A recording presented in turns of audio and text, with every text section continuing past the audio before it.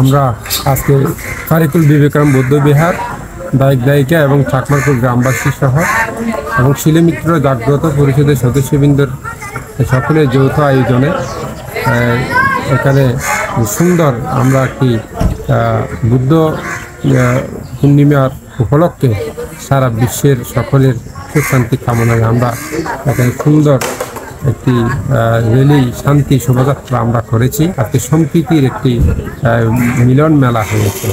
এখানে হিন্দু, বৌদ্ধ, মুসলিম, খ্রিস্টান এবং সকল ধর্মের মানুষ সেখানে উপস্থিত ছিল। তো আমরা তাদেরকে সবাইকে শুভেচ্ছা জানাচ্ছি।